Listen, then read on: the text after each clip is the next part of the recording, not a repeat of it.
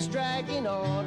There's strikes on the batter, some runners are on. Then suddenly everyone's looking at me. My mind has been wondering, what could it be? They point to the sky and I look up above, and a baseball falls into my glove. I play right field. It's important to know. You gotta know how to catch. You gotta know how to throw. That's why I play in right field, way out where the dandelions grow. As a proud sponsor of Little League Baseball, Pizza Hut welcomes all the kids who make it great. Making it great.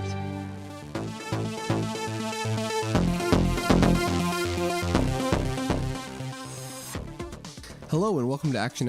My name is John, and each week we watch a movie to decide where it ranks in our ultimate list of the greatest action movies of all time. This week we watched 1990's Teenage Mutant Ninja Turtles. 4. Teenage Mutant Ninja Turtles emerge from the shadows to protect New York City from a gang of criminal ninjas.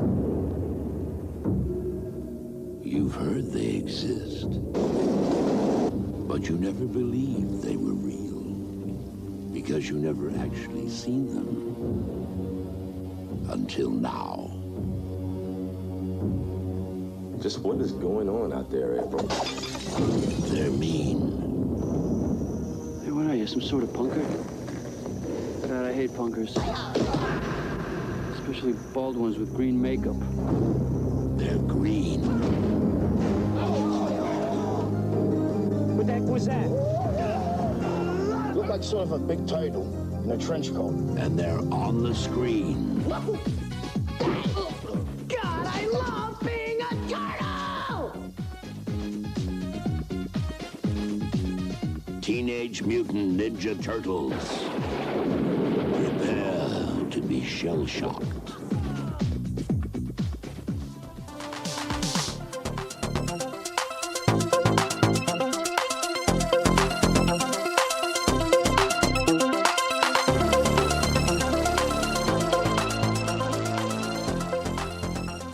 So with me as always is Dustin. Come on. Hey. And James. So what's going on, guys? So been a week since we've recorded. Anything interesting happen in your guys' lives? Read anything? See anything? Reading books. Yeah, reading books. That's not for the likes of me. It's for masculine, manly men. Did you read a book, I'm guessing, then, John? Me, no, I didn't, but I'm guessing by Dustin's voice that he did read a book. Oh, I've been reading books. I've read a book or two. I've read a couple. Yeah, I've been there. Dr. Seuss. What did you read this week? Roald Dahl. I don't know. What did I read this week? I'm reading like a weird serial killer book called Headhunter by an author, Michael Slade from Vancouver. And all his books are set like in Vancouver. Yeah, you've talked to me about him before. Yeah, you said it's pretty interesting because like he talks a lot about like local like iconography and. Yeah, I've read his books when I was younger, so it's more interesting to read them now, where I actually have a picture of the geography of Vancouver in my brain. Whereas when you're a kid, you kind of just go places and you don't really know where you are or anything. Oh, that's cool. That's cool. So is it like when you're reading it, like I used like. We're not really used here. Like in BC, we're used to seeing our cities portrayed as other cities. Yeah. Is it kind of strange to actually like see the cities that you spend time in portrayed as their actual places? Is it like add a layer? Well, it's a little different. Feels closer to home. It's a weird. He kind of combines like police procedural type of stuff, but like really accurately with cases. He was a lawyer, so it was like cases that he actually dealt with. Like that's what they're inspired by. And then he's got all this historical stuff that it connects to, like going back. Sounds really cool. But then also there's like this real exploitation, like slasher vibe to the story as well. So it's kind of weird mix of things. Well, sounds pretty cool. I think that especially as Canadians, we're always so impressed when people actually talk about Yeah. Oh, yeah. And then he mentions like Clifford Olson because this book is set in 1982. We're always impressed when like I was gonna say, Olson fans. I was gonna say like we're always impressed when somebody brings up Clifford Olson. That's fucked up. We're proud of our killers here. Yeah, I was gonna say we're always eager to hear about things that we know about that are ours. But Clifford Olson, cool. So I'm just gonna move on. James, sounds like an interesting book. Too bad I don't know how to read. Yeah. So. Anything interesting you've read, heard about, want to talk about? Well, I haven't read anything since grade 12. And sounds like you're 50 now, so that's been a while. It's been a while. And I didn't get to watch anything really. So what I've really been doing is like binge listening to Up and Vanish is like a podcast that I've been addicted to. So that's been an interesting podcast. And that's by Payne Lindsay. Payne Lindsay, yeah. So he has a new podcast right now. It's called Land of Monsters. Yeah. So what do you think of his first podcast? I think his first podcast is good. The new one I'm kind of on the fence about, but yeah, I've listened to both. And what do you think of it? I'd say I haven't listened to the last It's been hard because I listened to so much. Yeah. And now I'm just getting frustrated with it. So I just stopped listening to it the last couple. There's a lot of episodes of Up and Vanished. Yeah. And once it gets into who somebody gets arrested, he teeters off a little bit. Mm-hmm. But it's really, really interesting. Yeah. Oh, yeah, definitely. I think that he comes across with a real genuine desire to tell a story. Yeah. And everybody compliments him, and I think it's totally true on his compassion and his understanding of telling the story. Yeah. So I really like him a lot. He is kind of wound up a little too much into it now, and he does explain that a little bit, but it's just he seems pretty aware.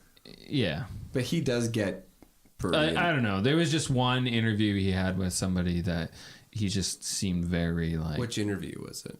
It was with the girlfriend, Brooke. I haven't listened to that one. Oh, okay. I'm the one episode before that. Oh, okay. Yeah, it's just very accusatory, and I don't know. But anyways, Atlanta Monster's good. Atlanta Monster's good, and yeah, that's cool. Really exciting. You guys are podcast freaks, man. Listen to a lot of podcasts. Yeah, a lot. There's a lot of podcasts out there, man. I know there is. My phone, so I've been having incredible phone issues for the past 2 weeks. So I have to go back and re-download. Oh yeah, and all the stuff you missed. Yeah, and every day I feel like I've forgotten about a different podcast that I listen to. Probably a good thing. Spent too much time listening to podcasts. Action. Now you should listen to this podcast. Who's going to talk about Teenage Mutant Ninja Turtles 1990? 1990. So have you guys, let's talk about who has seen this movie, when we saw it, how old we were when we saw it. Dustin, why don't you go ahead? I'm pretty sure I saw it in the theater, and I was probably, 11, 12, somewhere in there, I think. Well, I think you can probably do the math. I could. So was it 1990? Came out in 1990. Oh, yeah, so it would have been 12, I guess.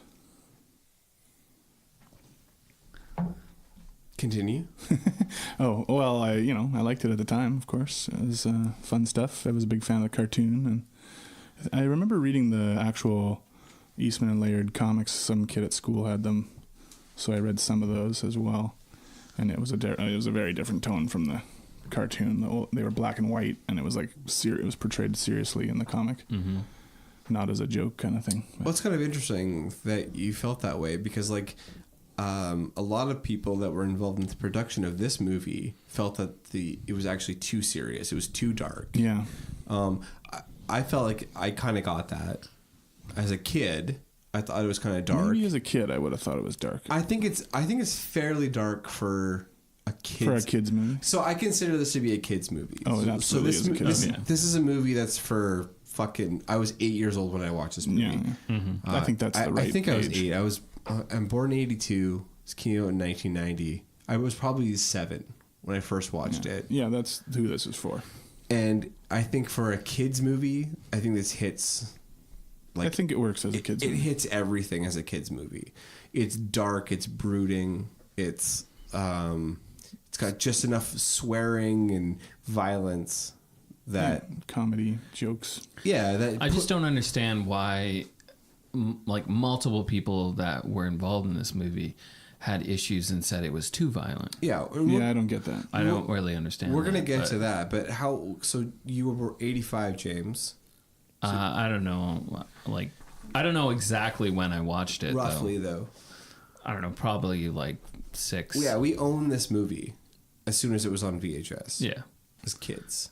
And I don't know. We watched this movie a million times as kids, and we were already fans of the cartoon, right? Which came out, I think, 87. Did it come out that early? 87. Yeah. So, and we didn't. I wasn't. I don't think James was.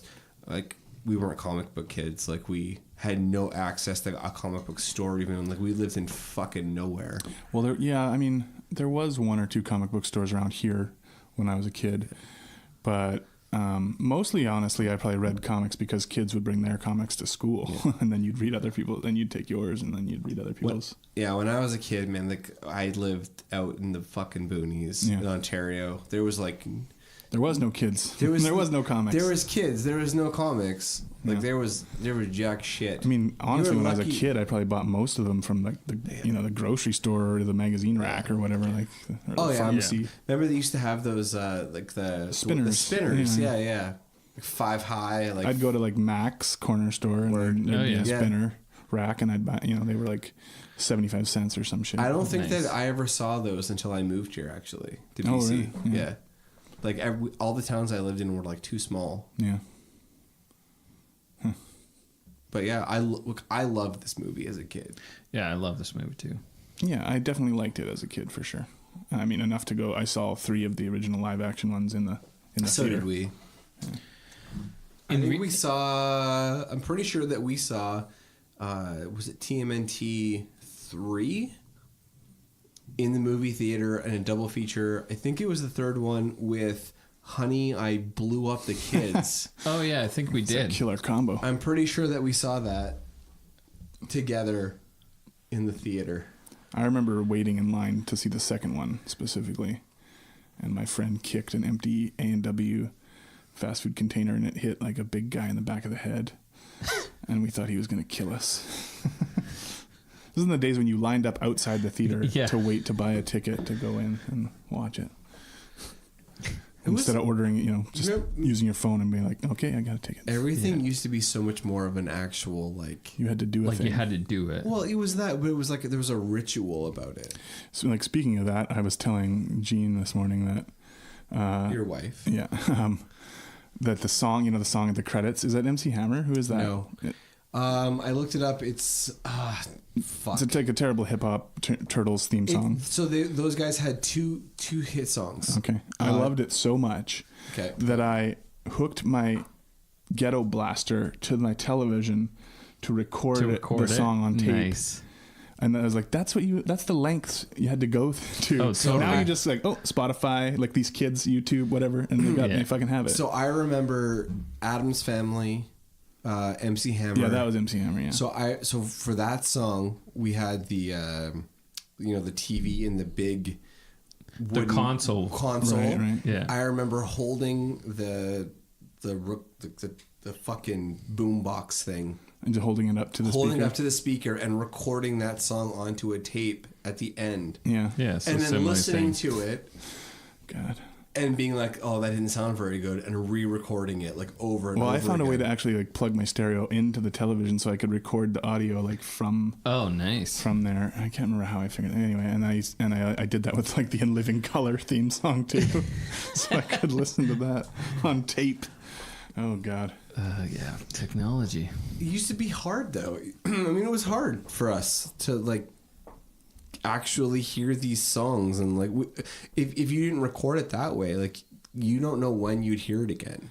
Yeah, because unless you bought, I guess if you bought the soundtrack, whose parents would let them buy the soundtrack to Teenage Mutant Ninja Turtles? Well, I'm sure somebody's did. I had some soundtracks not on my, tape when I not was my a kid. kids. Not my kids. I remember having the Stand By Me kid. soundtrack on cassette. Oh, really? Fucking dork. Yeah. So, Turtles. So what did you guys... the plot let's talk about of the this plot. thing. James, why don't you run down the plot? Run down the plot. Okay. Well, there's like a crime spree going on in the city. April O'Neil is reporting on it and kind of pushing the police chief. She's trying to break that story open. Yeah, and just kind of saying the police chief isn't really doing anything. And anyways, she's, I guess, getting too close to the foot. So then they like go to send her a message, and the turtles, that's where the turtles, I guess they meet her first when she leaves the station. Anyways. That great action scene. Yeah. With no lights. Okay, cool. Hold on a second. He was talking about how the turtles show up to help her, and I was like, then you get that great action scene with no lights, because they smash the light out so that they don't have to actually shoot an action scene. Oh, that's right, in the alleyway. Yeah. Yeah, well, what do you want to do? You can't spend all your money on shooting these animatronic turtles in every scene. You have to have just have action scenes that you don't actually see. But okay, okay, are we recording this or not? We are recording this. So I think that's actually kind of a genius move. It is in terms of like a money save. Not a money save. I think it makes drama. I think it asks it's not questions. The worst thing to do. I'm just here's the thing. A little. And I think the rest of this I think the rest of this podcast is going to be this. I think it's going to be James and I enjoying this movie probably more than we should, and it's going to be Dustin enjoying this movie way less than he actually does. Oh no, it's not enjoyable at all. Because he's going to just be pushing back and pushing back and pushing back. Well, hey, I put my ratings in before any of you fuckers, so I didn't know how you were gonna rate it. I assumed that you were gonna be more positive than me. What does that have to do with it? Let's talk about the plot, and we'll hit all the things. I think the plot is actually a pretty tight little number. What you got is you get these four outsiders plus their leader, who are fighting against this force that is taking over a city. They're doing it in the shadows. They're doing this in secret. Their leader gets kidnapped. The leader of them, Splinter, the leader of the Turtles, Splinter gets kidnapped by Shredder, who they have a history with. Raphael, not necessarily their leader of the Turtles, but according to the song at the end, he is. He's not. I feel like he's like the emotional. Well, they kind of they make him the sort of focus of this movie. Yeah, and I think that we should talk about this too, because I mean, like, we all definitely, everybody who ever loved the Ninja Turtles, like, has a favorite turtle. Of course, yeah. So we'll talk about that in a second, but Raphael gets hurt. He almost dies. They pretty much escape. They all mend. They get back together to, fight the bad guy. Find Splinter. They think he's dead. And they think he's dead, but they try to reclaim their leader. Like they try to find him, or at least seek justice for him. And they do it. It's a pretty fucking awesome storyline. Like there's nothing wrong with that story, and it's done in like it's done really clean. It's a real standard boilerplate kind of plot, but it's for this movie it works fine. It's all. And they actually they pretty much hit every beat.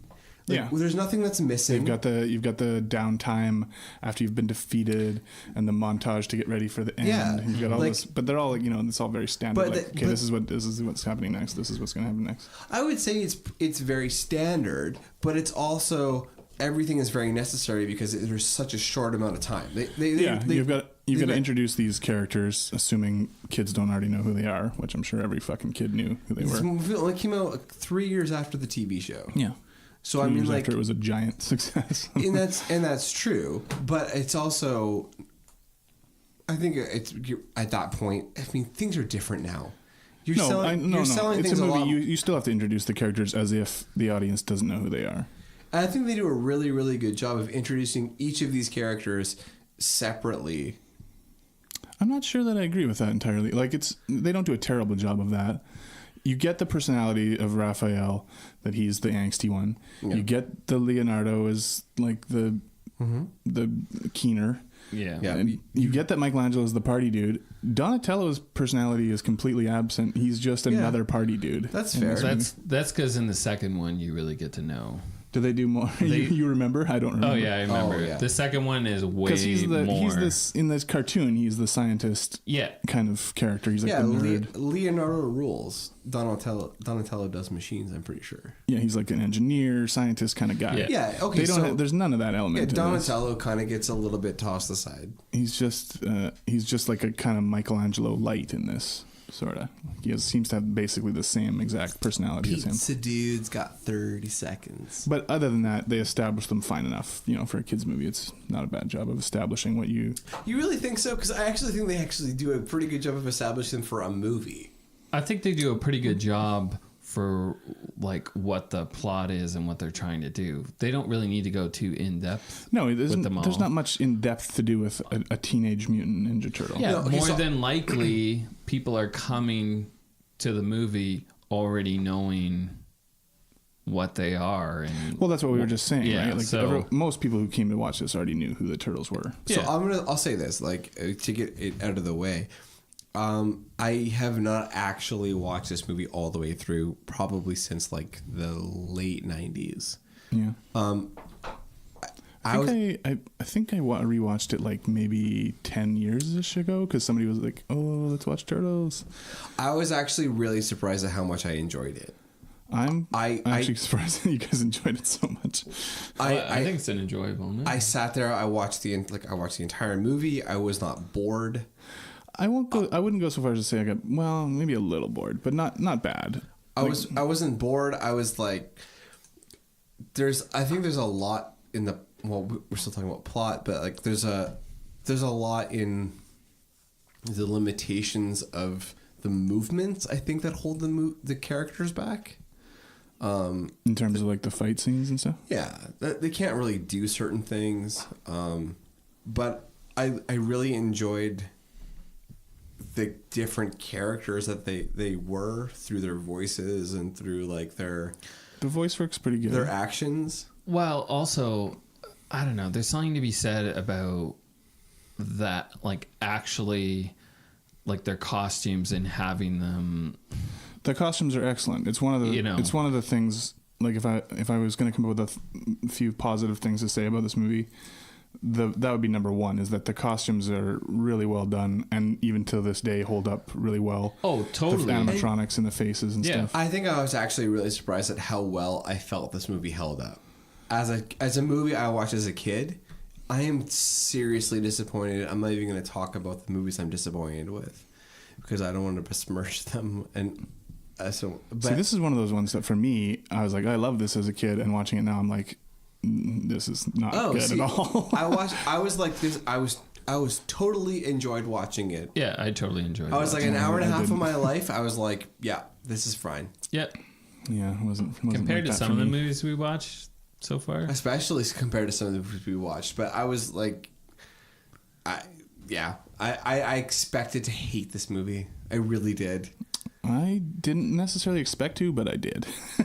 Yeah. I think it's pretty terrible. But like there's, we'll get to talk about each thing as it comes. But like I say, the suits I think look great, and even like compared to Michael Bay thing that he just did Turtles movies, I'd rather watch this Turtles movie than that again. It's kind of strange how they look way better. More not human, but they look more like real. Yeah, well, because they are real. They're a real thing that's on the screen. Tactile, yeah. They're not a fucking, computer generated shit. So pretty much let's just get down to the base of this movie. The turtles, their hero is taken away. There's this thing called the Foot.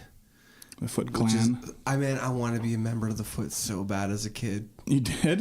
You wanted to be one of the bad guys? No, for the first like half.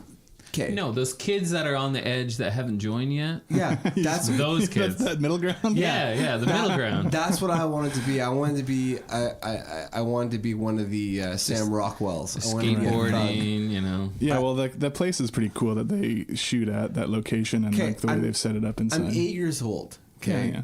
They're playing. Like, they're playing Narc. Yeah, they're playing Narc. They're on like arcade. What kind of cigarettes do you want? Like as a pretty rebellious kid who ended up being like, you know, a heavy smoker, and you were ready to join right then. Well, there was a part of me that was like, these guys fucking party. Well, it's even like Tatsu, the shredder right hand man. Yeah, where he's like, "Oh, go play," right? And it's just like, because you got to play as long as you got to do whatever you want. Do whatever you want. Yeah, it reminds me of like in Pinocchio when he goes to that island and then he gets to do whatever he wants and he turns into a donkey. Except for you don't turn into a donkey. Yeah, you turn into a Foot Clan. Yeah, so just as bad. Only if you were old enough.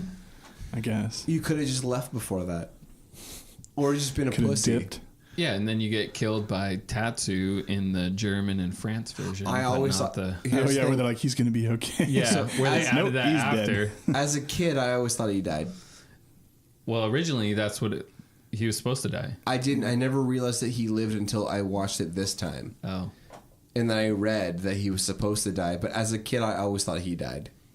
Well, that would have been too much. Then I would have got why people thought it was too violent or whatever for kids. But they didn't. They changed it, so it was not like that. But I thought he died. So I really don't see where it's too violent. Yeah, no, I don't get that at all. Yeah, but we don't know what they promised Jim Henson. Like they might have promised him that it was going to be something else.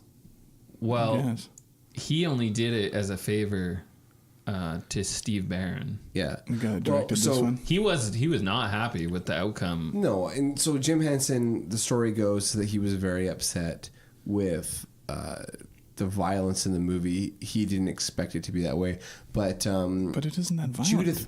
Judith Hoag, who played, is it Hoag? Yeah, who played April O'Neil. She also was upset with the violence. Right. But why? I don't know. There's nothing particularly violent. She comes across. I mean, there's ninja fights. When you that's read, about it. When you read the interesting tidbits about the movie, she comes across as kind of a pain in the ass. Well, she didn't like the tight timeline for filming, and she didn't like the outfit that she was supposed to wear because they wanted her to wear the April O'Neil jumpsuit with the red hair and but they have her wear the yellow coat. I think that's good enough in the first scene. I want to tie this the plot part up a little bit tighter, a little quick here. So pretty much, the Shredder is after the Ninja Turtles because. Well, they don't. It's almost like they don't even know. They don't know about each other. They don't know about each other late at in the all. movie. Well, they find out about halfway through. No, before that. But a third of the way through the movie, they discover each other. This movie is completely beat by beat, like 3 acts. Yeah. Yeah. The Shredder finds out about the Turtles. He finds out about Splinter. They take Splinter. They beat up Raphael. But that's like halfway through the movie, right? That happens. I don't know. I don't have it in front of me. Roughly. Yeah, something like that. The Turtles come back. They fight Shredder. Splinter shows up. He's pretty cool. Mm-hmm. He does some like ninja shit, and I don't understand what happens at the end there. But he has to let go to catch the yeah, and then oops, bye Shredder. But yeah, pretty much good guys prevail. Mm-hmm. Yeah. Let's move on to pacing. Because here's the thing that I don't think you can knock this movie at all. This movie is beginning to end. It is like it blows through. Hour and a half. It's short running time. Short running time, but it's like there's stuff happening the entire time. There is stuff happening the entire time, but almost none of it was entertaining to me in any way. So I did feel like a little bit like, I'd like this to be over. I have a question, because I think that this might be at the core of it. If they weren't turtles... If they weren't turtles? If they were aardvarks? No. If they were people, if they were a team, do you think that you would have enjoyed this movie more? No. I mean, maybe if you completely change the dialogue and everything. The dialogue is great. It's terrible. There is not one good line in this entire movie. Not one. Really? Oof. Nothing. Not one. Nothing. I watched the whole thing. The best line in the movie is, "Who's this guy?"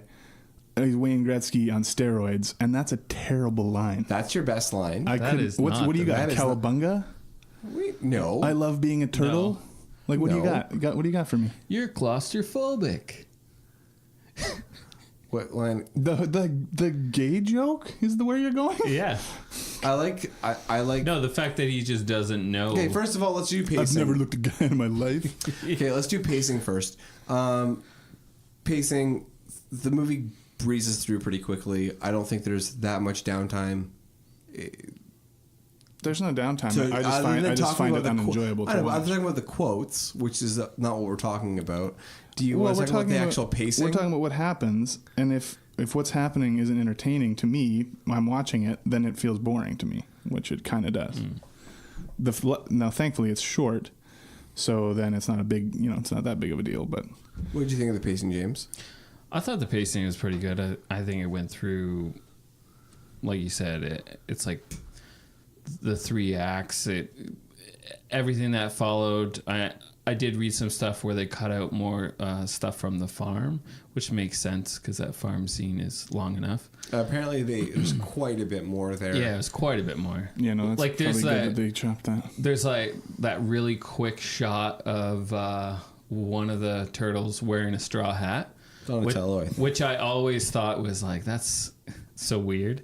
But apparently it's because there was more scenes where he was wearing the straw hat. But yeah, I think I read there's also a scene that happens at the farm where they're throwing an apple, like a hot potato, between each other, and they have to take a bite out of it and fight at the same time, the other 3 turtles. Yeah. So, for what it is and the time it came out, and, to me, it flows pretty well. Pacing's pretty good.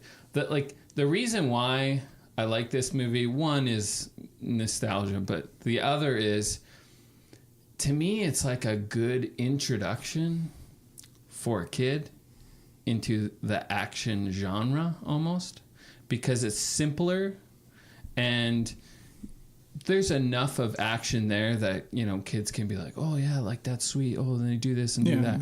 And the lines are simpler so that, kids will think that they're awesome lines. It's not geared towards adults. Yeah, no, sure. I get that. But look, lots of kids' movies are written in a way that they're clever enough that they have an appeal to adults and kids. Like they have jokes that can appeal to both. This doesn't have any jokes that will appeal to an adult. I like some of the, I did. I genuinely liked it. Like what jokes was good? I like the show off the showdown between Raphael and Casey Jones. Oh, he's like, Jose Canseco Bat, tell me you didn't pay money for this. Yeah, that's implying that he's a criminal. And then it's like, cricket.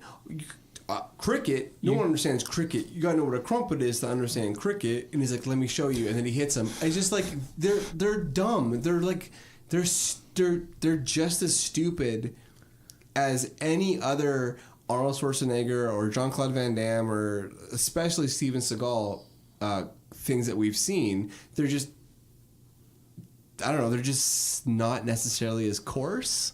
Like I guess to me is, what is another movie that is geared towards kids as an action movie but also has jokes that I don't know. As I think about it, if there was an action movie, I was just talking about kids' movies in general. Whether you're thinking of something like a Disney cartoon or whatever, it's written in a way that there's an appeal to not just kids. So there's a scene that genuinely surprised me is when they go back to their lair and they're hungry, and Danny's like, "Oh, I had a pizza here a couple days ago," and then they're like, they love pizza. Yeah. And then they're like, I hope you like penicillin with your pizza. And they do like a little like funeral for the pizza. No, they do taps. And they're like, taps. dun, dun, dun. And I don't know.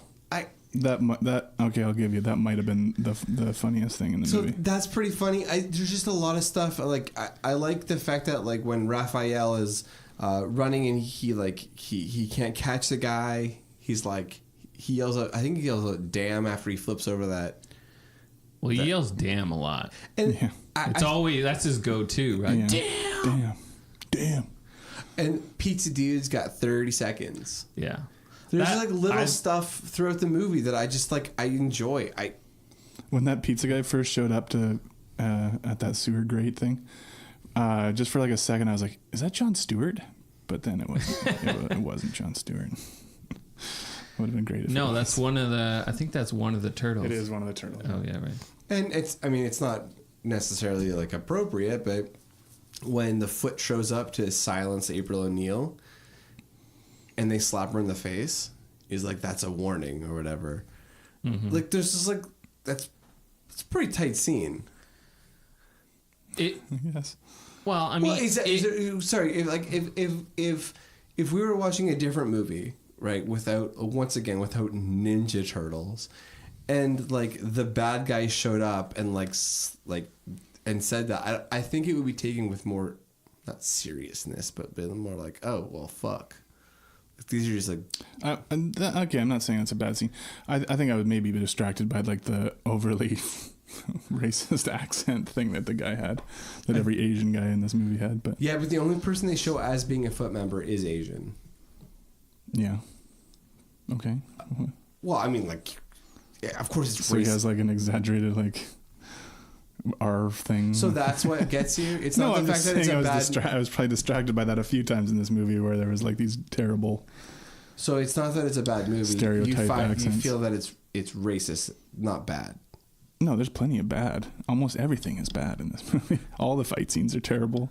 All the dialogue is like terrible dialogue. Well, they're not... It's not terrible dialogue, but they're animatronic, like... They're not animatronic. They're dudes in suits. The faces are animatronic. But that's fine. I get that they're not super mobile. But that doesn't mean that the fights are good, because they're not. I'm not saying that they're good. I'm saying they're pretty good for what they are, though. As a kid, I obviously found them passable. No, but I was like, oh yeah, this is cool. Thinking about what the limitations are. Yeah. They're pretty good. They're pretty good. I guess. I think it's just kind of like blurring the lines of a child's movie and somewhat adult adult situations. If you had an 8-year-old or a 10-year-old or something right now and you put this on, I'm sure they would dig it, and that's cool. Yeah, this is like the movie you watch right before you watch Bloodsport and get completely disappointed. Yeah, because you're like, Mommy, I want to watch a movie that has real people in it, and then you watch Bloodsport and you're like, this is really violent, and you're like, well, fuck, I guess a guy might get his back broken. I'm not quite sure.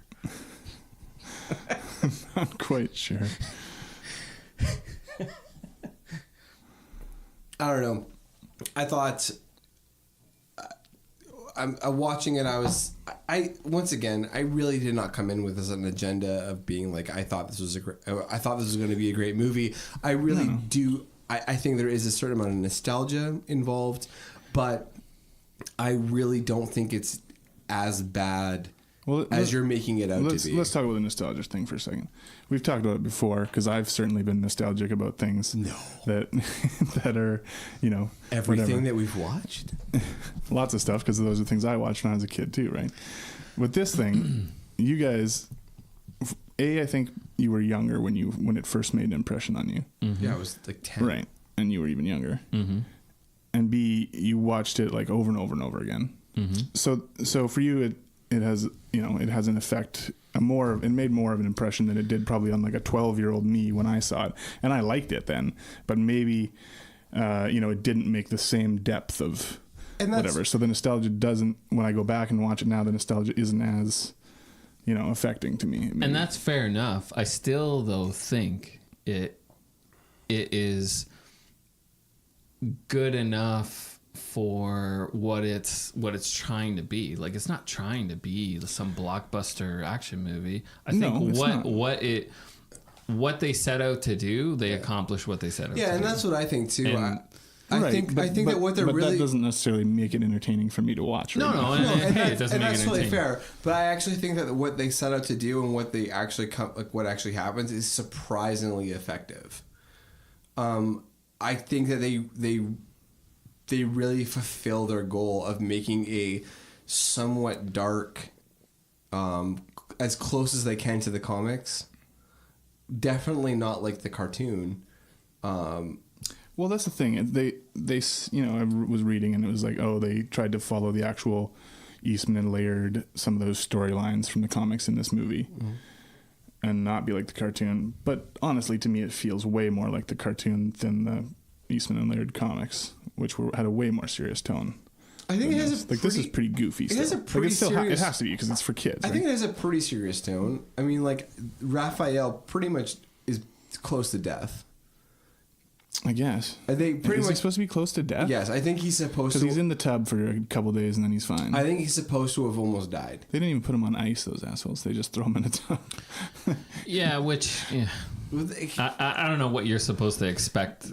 I guess, April was putting some water on him, like, very briefly. So I don't really know. They do a really terrible job of, like, ER on him. That's probably all that stuff that got cut out was probably trying to... I don't know. I think they do a good job of, like, I mean, I'll say as a kid, watching it for the first time, of being like, oh, like, this motherfucker almost died. He's close to death. But as an adult watching it, I'm like... Well, of course he's going to come back because I know how stories work.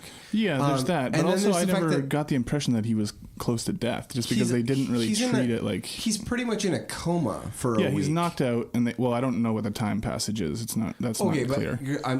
They put him in a tub and I thought it was like a day or even a few hours later. He's like, okay, I'm good now. It's not like he was like, he had any bruises or like, there's nothing to convey how injured he is. Green?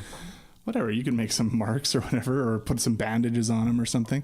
I never got the impression, like, I wasn't sure how hurt he was supposed to be watching it now.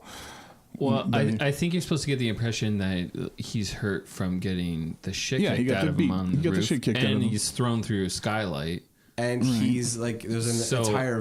I think it's just supposed to be implied that he got the shit kicked out of him. No, I got that he got the shit kicked out of him. I just wasn't sure how fucked up he was supposed to be because there's nothing to indicate how fucked up he was supposed to be. He's unconscious for what seems to be days.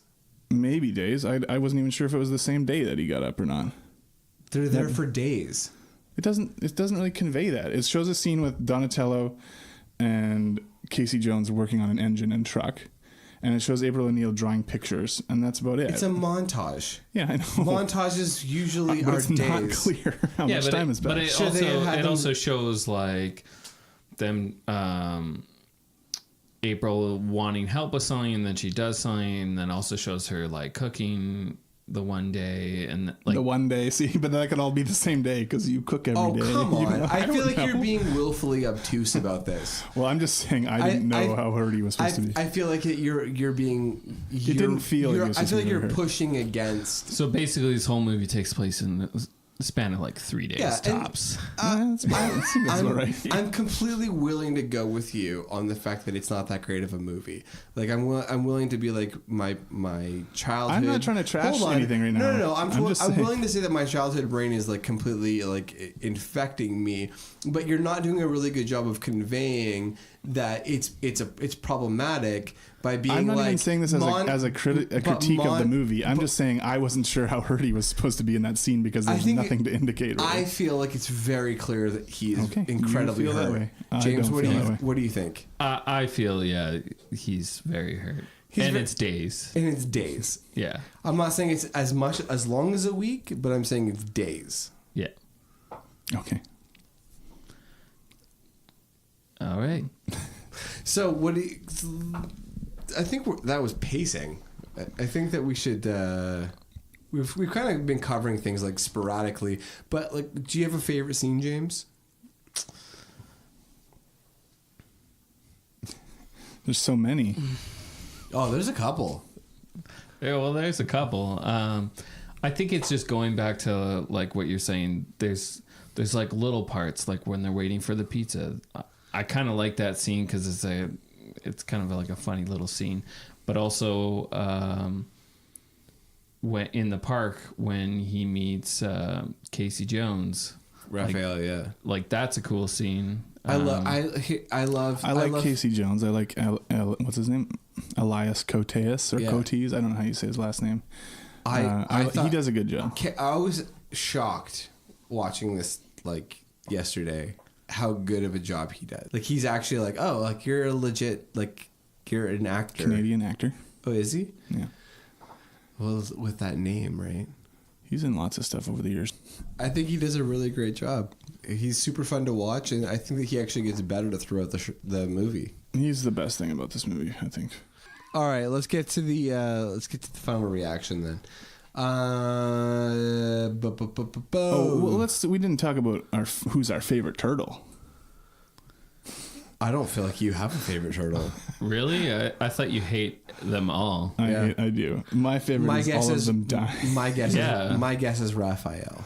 It was Raphael when I was a kid. Of course it's Raphael. Well, and it was for you, I imagine, as well. Of course it is. What was your favorite turtle? Because James? Mine was Michelangelo. Yeah. He's a party dude. It's easy. He's a party dude. Yeah, it's funny when you're kids, like who liked who. This is what I want to really talk about, by the way. What? Favorite turtles. How good that pizza looked. Do you remember when you were a kid and you watched like the actual cartoon? And they had pizza? Does any pizza look better than that pizza? No, I guess probably not. That was like the best looking pizza ever.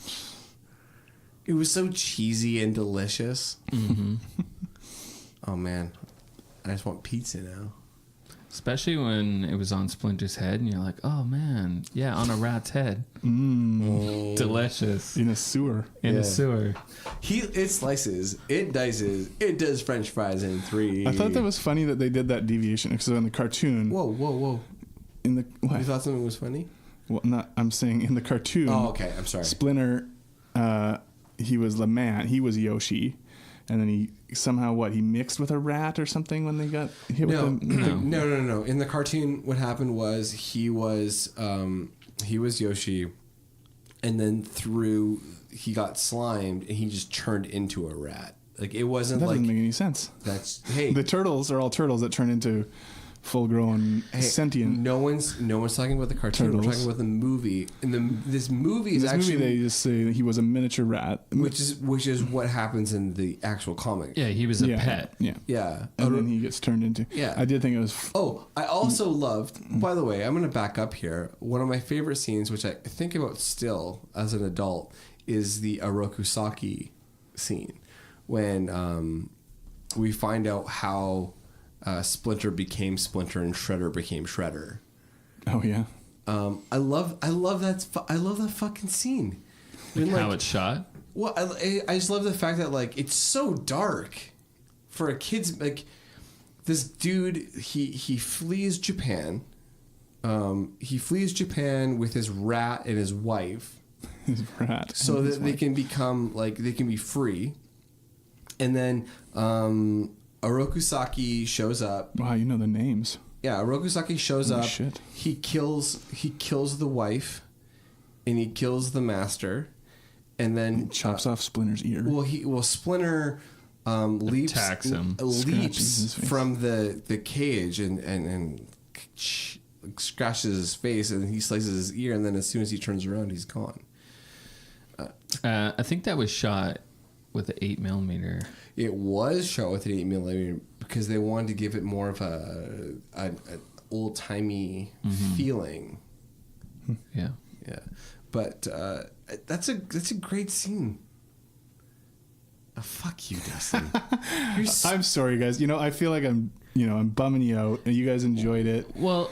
You're not bumming me out. If you don't like it, that's one thing. Then why don't you talk about like what would make it better? What would be made more entertaining? Yeah, what should they have done? What would you like to see instead of what we saw? Like what should they have done? Well, I don't know because it's a kids movie, so it's hard to make it an amped up. This is what I do every episode. Thing. Every episode, I'm a fucking sour asshole who like complains about the movie. So like, no, that's not true. What should we have I really want to know what should have happened instead of what happened. Well, I wouldn't even have so much of a problem if they just had funnier jokes. Even that would pep it up.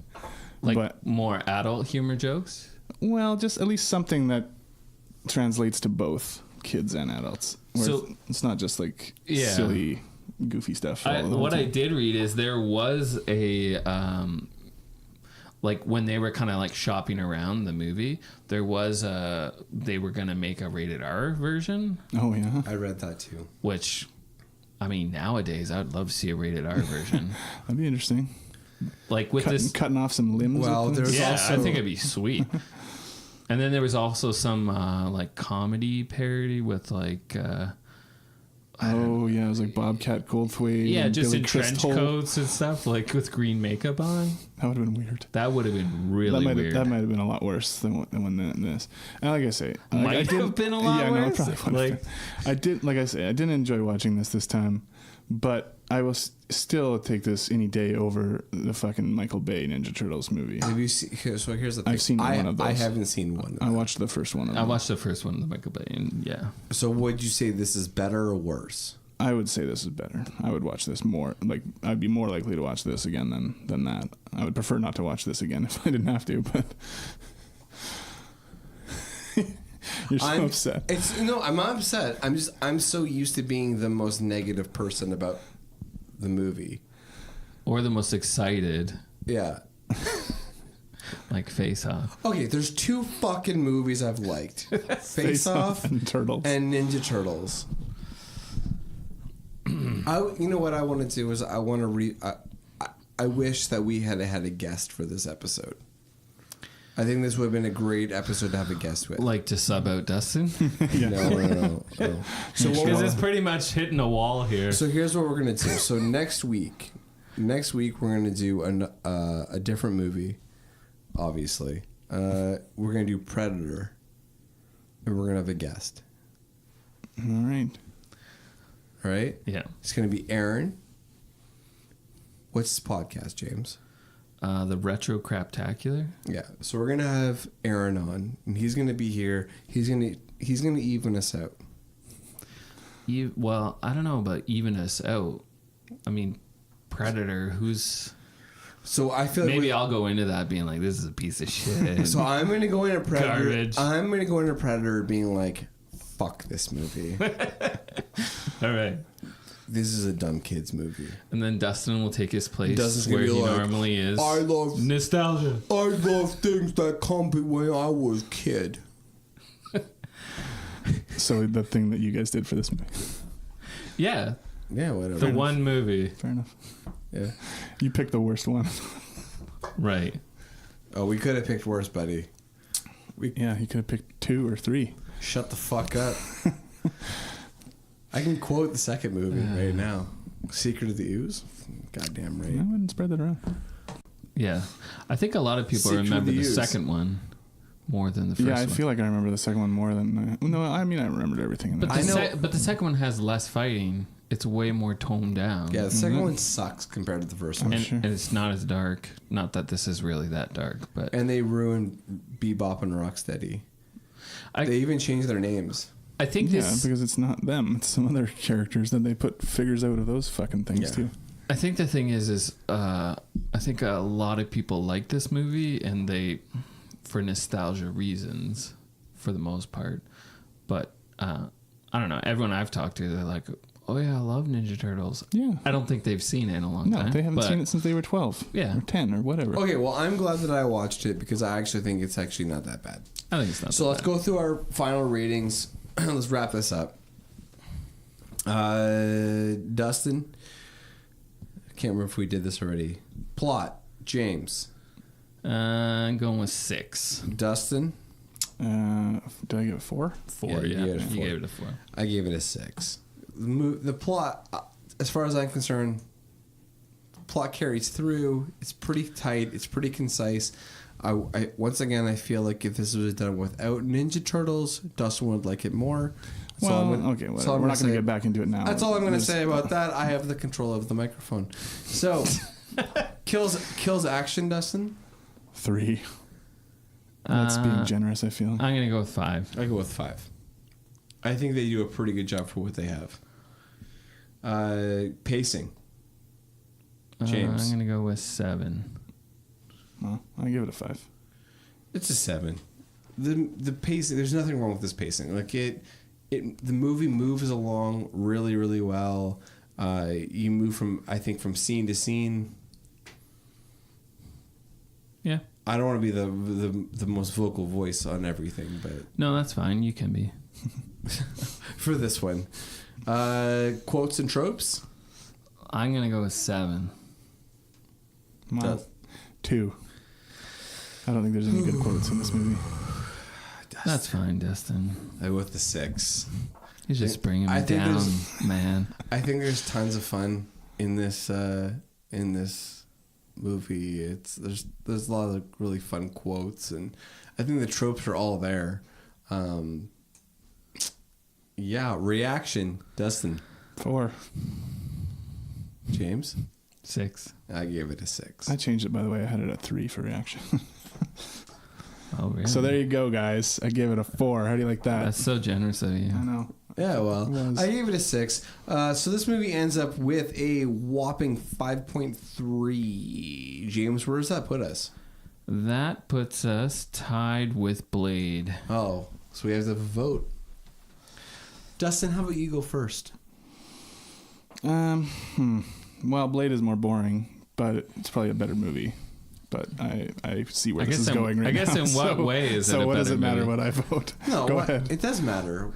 Well, what way is it a better movie, I guess? What way? It's just a better constructed movie with even better lines, even considering that doesn't have Some any good lines. motherfuckers always trying to That's the one uphill. I was definitely thinking. No, I was trying to think That's of a better... No, it's not a better. I'm thinking of that fucking... What's his face's line in that? You need to wake up. That one? Yeah. Where he goes on his speech? No, I think that Dustin's going... He's ice skating up a really great hill right here. Yeah. What's the bad guy in that? What's his name? Nobody's telling you. Okay. I don't All right. know. Well, it doesn't matter. I don't know why you even asked. Just vote your shitty Turtles movie ahead of Blade. Yeah, Turtles above Blade. I'll vote that. James? Yeah. I'll go that way. I'll watch Turtles tomorrow instead of Blade if I have to. Well, I'd rather not watch either, but if I had to, I'd probably pick Blade. All right. So that makes it, 18? Is that it? Yeah, I don't think there's really... Oh, behind Bloodsport. I can't wait for a movie Goddamn to right. take Bloodsport over. Bloodsport needs to go up further. I think You know Bloodsport what? will go up further, personally, but I think John's alone on this one. Bloodsport? You want to talk about kids' movies? It is. I agree with you. Bloodsport's a fucking kids' movie. It's as much as Ninja Turtles is. I wouldn't go quite that far, but yeah, it's not a super. It's a movie made for sophisticated film. It's made for 10-year-olds. It's not sophisticated. It's just it's not like that violent. It's a lot more violent than Turtles. There's blood. People get bones sticking out of their... Hold on a second. Somebody dies in Turtles. Wow. Nobody dies in Bloodsport. Yeah, people die in Bloodsport. Who dies in Bloodsport? Fucking Bolo Young breaks guys' necks and shit. Yeah, there's one guy dies in there. Okay, so we go... Because they all turn their back on him, right? One each. Yeah, but nobody died other than Shredder, but he didn't die. He didn't die.